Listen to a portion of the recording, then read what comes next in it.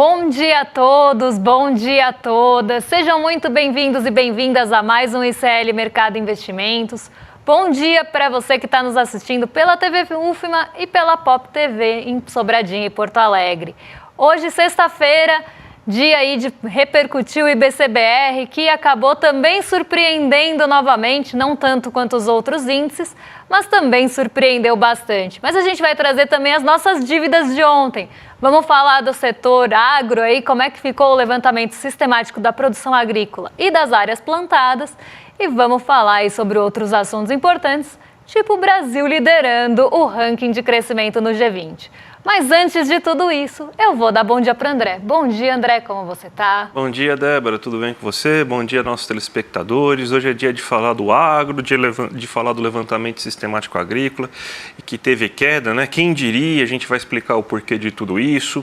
Vamos falar também aí do Brasil em comparação com os outros países do G20. Tivemos um bom crescimento econômico nesse segundo trimestre, a gente vai repercutir isso também. Vamos falar aí de bastante coisa nesse dia de hoje aí. Também tem o IBCBR também. A gente vai explicar o comportamento dessa queda aí que foi menor do que a esperada pelo mercado, né? Mas a gente já pode agora tentar passar aí e falar sobre a agenda do dia, né? Então vamos colocar na tela a agenda do dia. O que a gente pode esperar desse dia de hoje, Débora? Bom, hoje saiu a produção industrial de julho na zona do euro. Já adianto, ela acabou decepcionando, então trouxe aí um reforço de talvez o Banco Central Europeu poder até cortar juros novamente no mês que vem. O Banco Central Europeu cortou sua taxa de juros ontem em 0,25 ponto percentual. Eu ia falar isso no giro, mas como a gente acabou não passando por isso, então hoje eu trago esse dado já avisando que a produção industrial acabou trazendo esse reforço de possível continuidade nesses cortes lá na zona do euro. Às 7h30 na Rússia também saiu decisão de política monetária e por lá a taxa de juros aumentou, subiu 1 ponto percentual ou 100 pontos base. Então aqui a Rússia subindo sua taxa de juros, então continua ali acima do Brasil no ranking das taxas de juros reais, vamos ver até quando. Mas aqui a gente tem que pensar, né? O que será que está acontecendo lá na Rússia para subir a taxa de juros? E será que justifica a gente estar tão perto da Rússia nesse ranking mundial de taxa de juros? Fica aí a reflexão. Às 9 horas, saiu o IBCBR, o Índice de Atividade Econômica de julho aqui do Brasil. A gente vai trazer os dados. Teve movimentação entre julho e junho aí negativa no IBCBR, mas a gente vai explicar por quê e o que o mercado estava esperando também desse índice. Saiu a pesquisa industrial mensal regional também às 9 horas de julho. E hoje, às 11 horas, agorinha, saem né, aqueles dados da Universidade de Michigan, que é o sentimento do consumidor, expectativas de inflação para 1 e 5 anos, dados preliminares de setembro, até porque a gente tem aí ainda metade do mês pela frente. Então, aqui a primeira leitura é só uma prévia. Mas durante o dia a gente também tem outros dados que vão saindo ali ao longo da tarde. A gente tem os poços de petróleo em operação às 2 horas e à noite, às 11 horas na China, saem aquele compilados, ou sai o compilado de dados, ou aqueles dados né, que saem todos juntos na China. Vendas no varejo, produção industrial, investimentos em ativos fixos e normalmente o desemprego também sai nessa seara. Então, 11 horas a gente tem esses dados chineses sendo bem aguardados, até porque eles podem trazer ali uma noção de como é que está o ritmo da economia chinesa nesse momento. Então, dados bem aguardados, só que eles só saem à noite e aqui só vão fazer barulho no dia seguinte, né? Na segunda-feira, no caso, porque amanhã não tem mercado. Temos aí Fórum Público Anual de 2024 acontecendo ainda em Genebra, na Suíça. Então, esse fórum que está acontecendo ao longo da semana. E a reunião do Eurogrupo e a reunião informal do Ecofin também acontecendo na Hungria durante o dia e durante a semana. Então, hoje, né, o radar ficou muito voltado para o IBCBR aqui no Brasil. Num geral, a agenda está muito esvaziada, pensando em indicadores de Estados Unidos, indicadores globais, tirando a produção industrial, lá que saiu na zona do euro, né, na manhãzinha.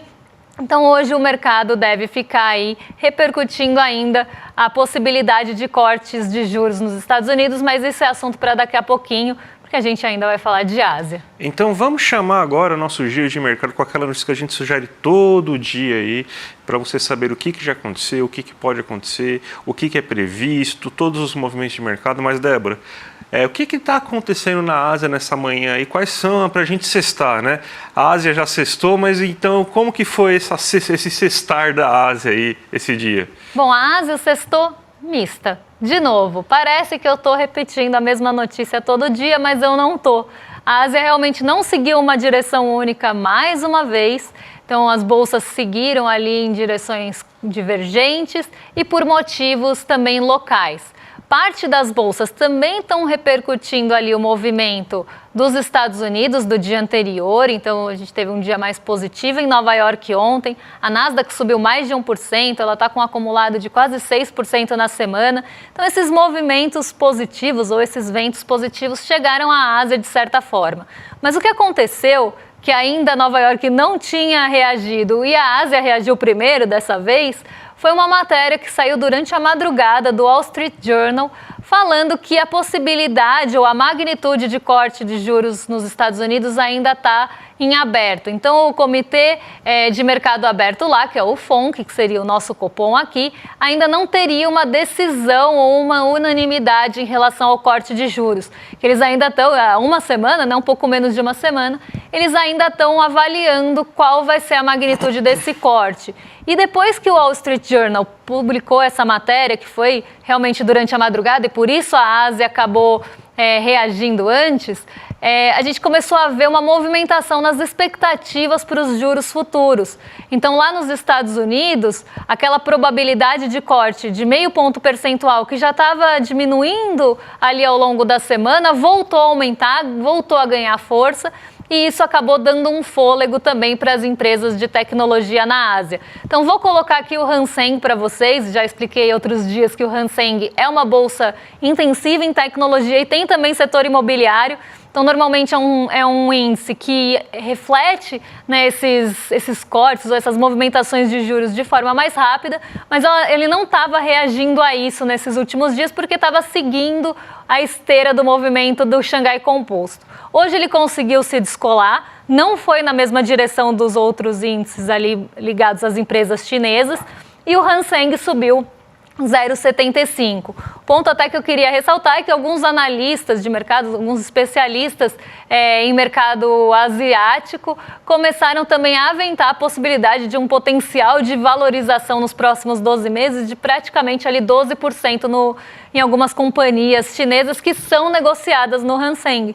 Então, isso acabou também trazendo um fôlego a mais, não só ali uma expectativa de uns juros menores nos Estados Unidos, trouxe aí o setor de tecnologia para o terreno positivo, mas essa perspectiva de um mercado acionário em valorização na China.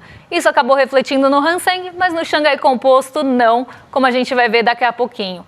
Outra bolsa que se descolou e foi na contramão das demais foi o Nikkei 225, porque ontem o iene voltou a se valorizar, até pelas expectativas que eu expliquei no começo da semana de alta nos juros no Japão. O iene voltou a se valorizar frente ao dólar, no caso, e isso fez com que as ações lá caíssem bastante, principalmente montadoras e outras empresas que são mais voltadas aí à exportação, né? A gente sabe que exportadoras acabam se beneficiando ali de um movimento, né, de dólar mais forte do que a moeda local. Como isso está acontecendo na direção contrária lá no Japão, as bolsas acabaram, na verdade o Nikkei 225 e as ações do Nikkei 225 acabaram reagindo mal a essa valorização da moeda japonesa e isso fez com que eles caíssem bastante por lá, mas a gente vai ver os números daqui a pouquinho no giro também. Então vamos vir para o Brasil falar de BCBR e de índice do crescimento aqui, né? Vamos sim, vamos falar aí sobre o IBCBR, né, que você teve uma retração de 0,04% aí nesse mês de julho. Se a gente comparar, essa daí é a retração que a gente tem entre junho e julho, e a gente tem um indicador aí que no ano você já tem alta de 2,6% aí da atividade econômica brasileira. A gente tem até um gráfico aqui que a gente montou aqui para mostrar aí o comportamento desse IBCBR aqui. A gente vê aí que a gente estava aí com 3 altas consecutivas e agora a gente tem essa queda, né? Então a gente teve abril, maio, julho com alta do IBCBR e agora o primeiro mês aí do mês de junho com queda de 0,41%. O que é o IBCBR antes de tudo? É um termômetro, né? Não é um indicador do PIB, né? Então ele mostra mais tendência. Então se é um termômetro que a gente pode dizer que o ritmo de atividade econômica reduziu em relação ao mês anterior. Então não quer dizer que você tenha, por exemplo, inclusive um PIB negativo nesse mês aí de julho, né? Uma queda da atividade econômica, só significa que reduziu em relação ao que estava sendo observado no mês anterior. Outro ponto, a gente tem então que o IBCBR ele é calculado a partir de 4 pesquisas que a gente apresenta aqui durante a semana e até por isso que a gente apresentou a última pesquisa, foi de comércio, que a gente tem o resultado do IBCBR hoje, que é comércio, serviços, indústria e o levantamento agrícola, que a gente foi divulgado ontem, a gente vai falar hoje sobre ele aí, mas o que você teve? Você teve aumento do setor de serviços e do comércio, então isso aí teve um peso relevante aí, só que a indústria caiu e depois de um mês de julho extraordinário, subiu 4,3%, a indústria caiu agora 1,7%, se eu não me engano, aí nesse mês aí. Não, isso daí é o do serviço, né? Então, perdão, gente. A indústria caiu aí um pouquinho nesse mês de julho e você teve também uma queda no agro. Então, o que explica essa queda da atividade econômica agora? É que depois de um mês de julho muito forte, você teve queda tanto na indústria quanto no agro. E isso aí está explicando a situação do IBCBR nesse momento, mas é uma má notícia? Não, até porque o mercado também já estava achando que a gente ia cair ainda mais, né? Então o mercado de novo errou a previsão, a gente está com uma queda menos acentuada do IBCBR. Isso daí não significa que o Brasil retraiu em julho, significa só que a gente teve um crescimento menor se comparado ao mês anterior. Então é isso aí que esse IBCBR está dizendo. Então nada demais aí, não tem grandes problemas aí, ainda mostra aí que a gente está num bom ritmo de atividade econômica até pelo anual, né, Débora, que está em 2,6%. E falando em ritmo de crescimento brasileiro e ritmo realmente de PIB aqui, né? Porque o IBCBR ele é um termômetro, as pessoas gostam de chamar de prévia, eu não gosto muito de chamar de prévia, eu prefiro chamar de termômetro, justamente porque é isso, ele indica ali esse índice de atividade, como um índice de gerente de compras, vamos pensar assim, numa comparação muito grosseira, ele acaba mostrando o índice de atividade se ele subiu ou caiu em relação ao mês passado. Isso quer dizer que o PIB vai retrair? Não, não quer dizer que o PIB vai retrair. Quer dizer que ele pode acelerar num ritmo, acelerar não, né? Expandir ou crescer num ritmo mais lento do que no mês passado. Então é isso que o IBCBR traz para a gente, até porque a metodologia do IBCBR é com base nas pesquisas mensais e o PIB não. Então não é um para um ali de paridade, vamos pensar assim, cada um com a sua metodologia e cada um mostrando uma coisa diferente. Mas a gente vai continuar falando de crescimento do PIB, porque saiu aquela métrica da OCDE, até que a gente passou aqui na nossa agenda durante a semana, que mostra o crescimento dos países do G20. Então, são levantados todos os crescimentos já divulgados dos países do G20 agora, no segundo trimestre. A gente separou os 10 primeiros aqui, considerando, na verdade, a OCDE aqui no meio e o G20, a média do G20. E o Brasil está no topo, o Brasil está liderando o crescimento no segundo trimestre entre os países do G20. Então, Brasil em primeiro lugar, empatado com a Arábia Saudita, que também cresceu 1,4% no trimestre. Em seguida vem a Índia com 1,3%, a Indonésia em terceiro lugar com 1,2%, o G20, né, a média aqui do G20 foi de 0,7%, então o Brasil cresceu aí praticamente 2 vezes a média dos países pertencentes ao G20. A China vem em quinto lugar com 0,7%, assim como o Japão e os Estados Unidos. Reino Unido em seguida com 0,6% de crescimento, Canadá com 0,5%. A média da OCDE aqui no caso também foi 0,5% e a África do Sul 0,4%. Então aqui mostra o Brasil nessa posição, né, de um crescimento bem acelerado aqui no segundo trimestre, algo que não estava sendo previsto, né, inclusive foi muito surpreendente. E a OCDE fez esse levantamento e estamos aí entre os maiores crescimentos nesse segundo trimestre. Quem diria, né, André, que isso ia acontecer? Quem diria? E o que me surpreende bastante é o papel do BRICS, né? O BRICS está muito forte. A Arábia Saudita entrou no BRICS, né? Só para a gente... Sim, entrou, né? Então, Brasil, Arábia Saudita, Índia. Indonésia não entrou no BRICS por detalhes, mas eles estão loucos para entrar no BRICS, né? Provavelmente é o próximo a entrar no BRICS. A China também, ó, se a gente pega o G5 aí, é todo mundo que é do BRICS ou que vai querer entrar no BRICS. A Indonésia a gente sabe aí que o que a Índia está sendo hoje para o mundo, a Indonésia vai ser amanhã, né? Então a Índia provavelmente vai alcançar o topo aí de crescimento econômico, aí está crescendo muito rapidamente, a Indonésia também está vindo junto.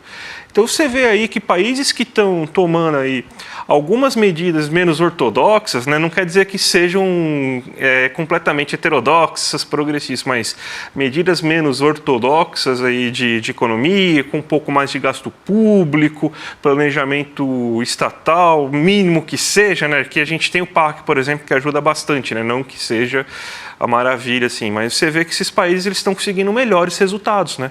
Então isso é meio que um recado para o mundo, né? Você pega países que estão ainda naquela lógica aí de austeridade fiscal, economia baseada em controle de gastos completo, como por exemplo Estados Unidos, Reino Unido, Canadá e o Japão, inclusive, não estão conseguindo ter tanto sucesso aí quanto países que estão tendo um crescimento, mais vamos dizer assim, liderado por gasto público, né? Então, acho que esse é um recado importante que a gente tem aí, que esse dado aí do G20 aí está mostrando para a gente, né, Débora? E deixa eu ver qual que é o próximo assunto aí qual que é o próximo? Levantamento sistemático. É que eu tô sem o roteiro aqui, acabou de abrir o roteiro aqui para mim, mas vamos falar então desse levantamento, Débora? Levantamento sistemático da produção agrícola de agosto, né? Então saíram esses dados também divulgados pelo IBGE durante a semana. A gente ia falar disso ontem, porque ele saiu ontem junto ali ao comércio, mas como não deu tempo e é um assunto muito importante, a gente trouxe hoje aí. Então primeiro a gente vai falar da produção de grãos, né? Como é que estão aí como é que está a expectativa para essas safras no final de 2024? Lembrando que o levantamento sistemático da produção agrícola traz a projeção ou a estimativa dessas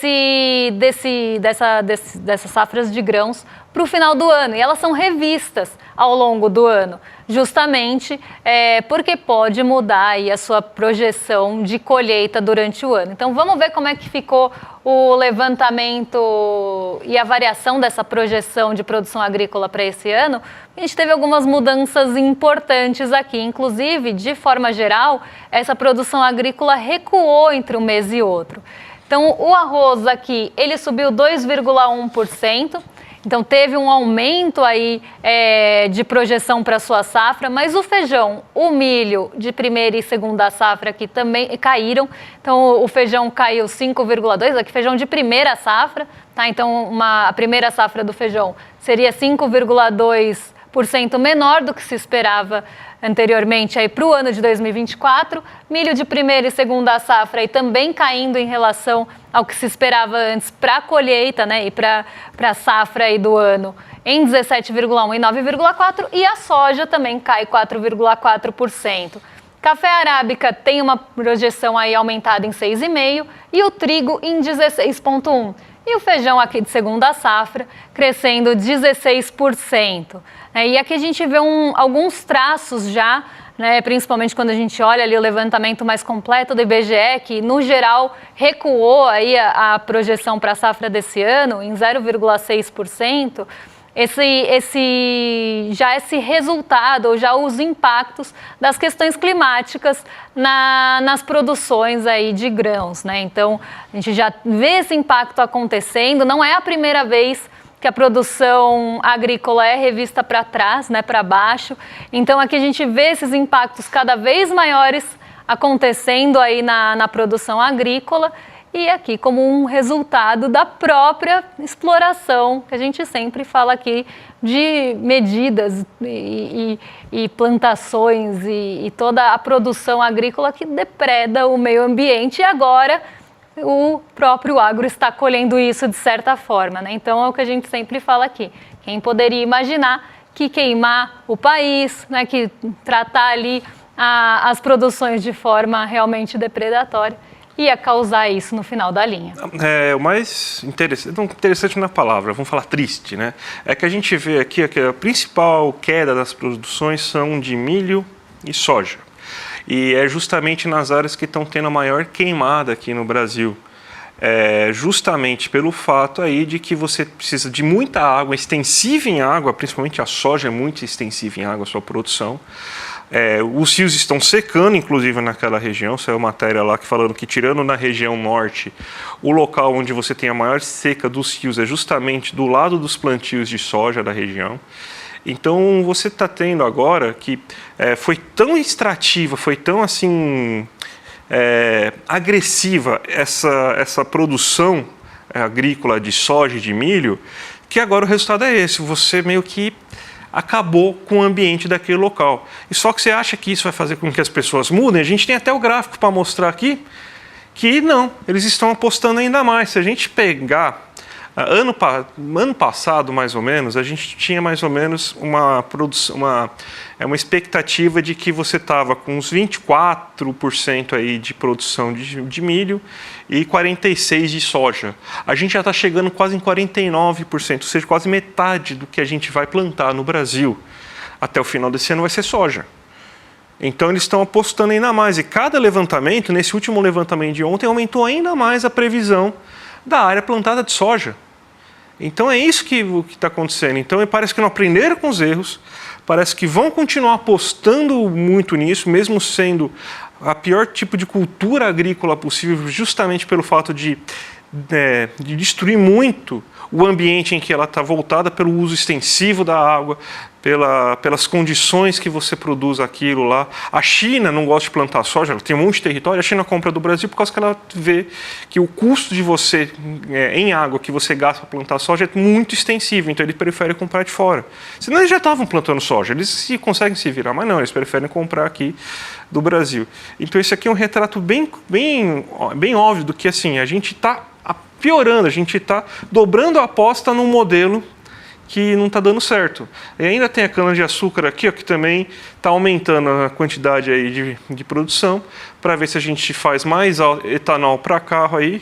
E a gente sabe aqui que, inclusive, era permitido até ontem você fazer queimada para refazer a colheita de cana-de-açúcar, que é mais barato do que você fazer a coisa ambientalmente feita. Então, desde ontem não se pode mais queimar. Ontem, tá? A gente está com esse problema já faz semanas, mas ontem foi proibido você queimar o plantio da cana-de-açúcar para fazer limpeza de terreno, Débora. Mas ontem, né? Depois a gente está respirando mal há quanto tempo já?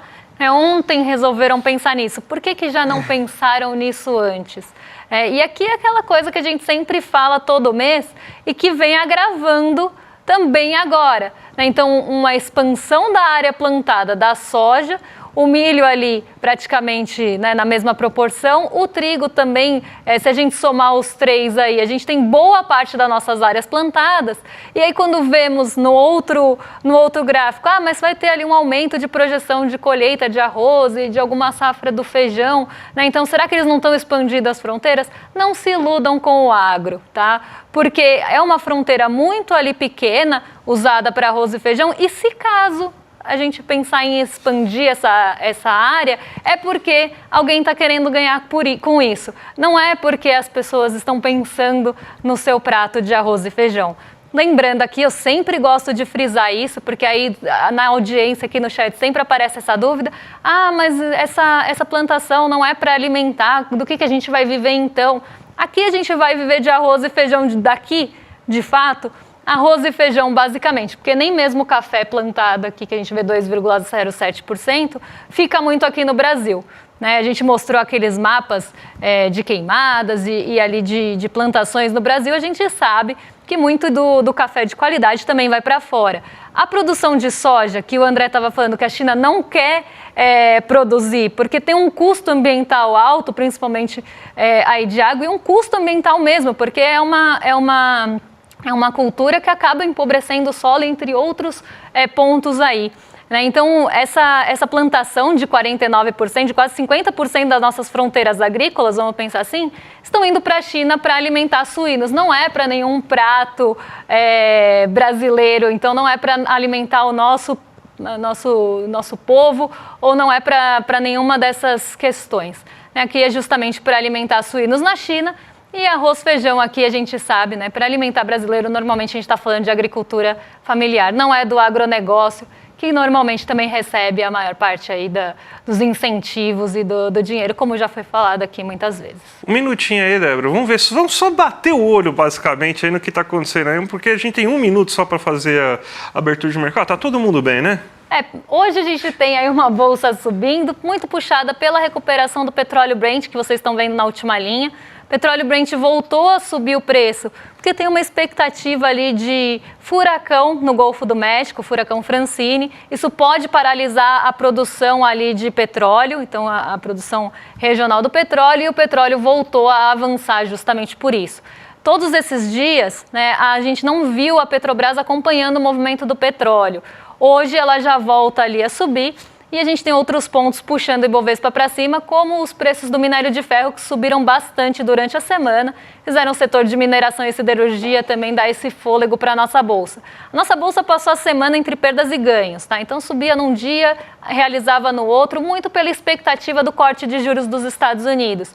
Mas como a gente teve essa notícia do Wall Street Journal apontando que o 0,25 de corte ainda não está definido, que o corte pode ser de 0,5 ponto percentual, até o ex-presidente do Fed de Nova York falou sobre isso, que tem ali alguns pontos que reforçam o corte de 0,5 ponto percentual na taxa de juros dos Estados Unidos. Hoje isso trouxe aquele famoso apetite pelo risco para cima. Então nossa Bolsa sobe, Nasdaq sobe, S&P 500 sobe e os juros futuros caem. Quem cai também ali é o dólar, que cai quase 1% e chega aí a 5,57, depois de ter batido ali um preço de 5,66.